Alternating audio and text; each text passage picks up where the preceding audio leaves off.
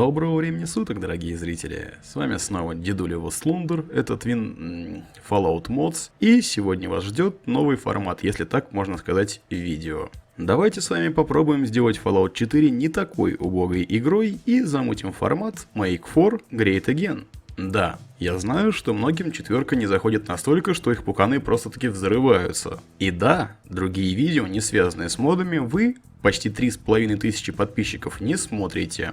Поэтому ждите сотни видео по модам на четверку и, возможно, десятки рассуждений.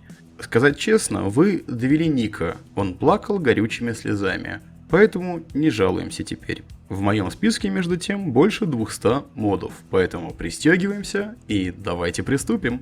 Вам когда-нибудь хотелось крушить противников коммунизма одним лишь своим грозным видом?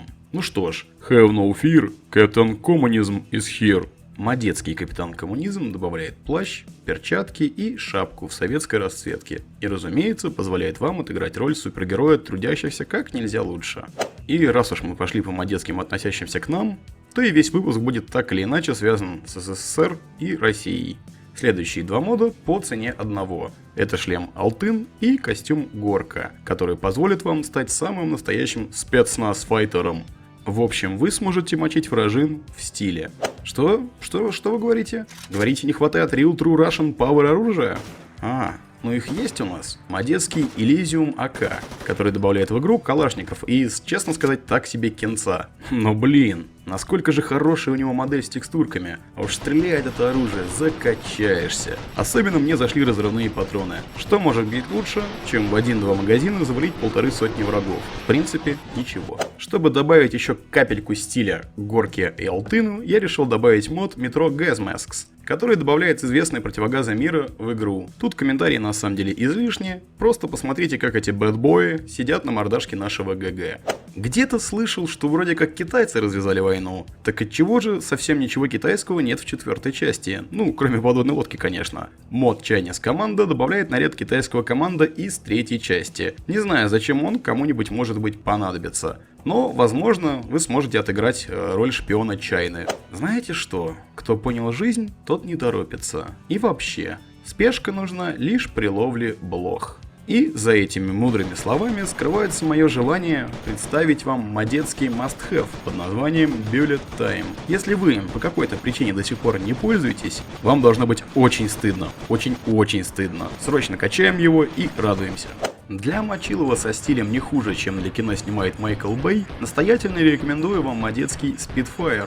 Да, я знаю, что оружия не настолько много, пламя не дает при стрельбе, да и дыма. Но ёлы-палы, до чего это эффектно. Без этого я лично уже играть в четверку вообще не могу. И, кстати, да, поскольку у нас выпуск про русских, вот вам два мода по цене одного. Мод Faster Terminal Displays и Easy Hacking. Как всем известно, русские хакеры могут подкрутить что угодно, даже выборы президента США. Эти два мода помогут вам как нельзя лучше соответствовать данному стереотипу. Да и вообще, кому нравится взлом в играх серии Fallout от Bethesda?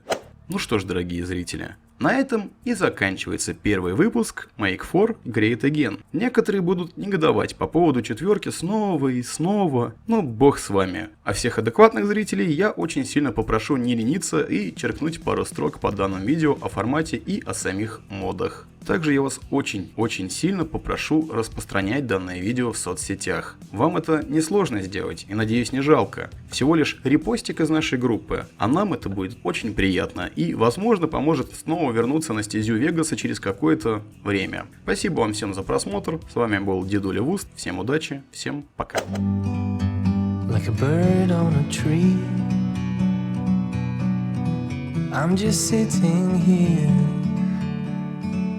I got time, it's clear to see from up here.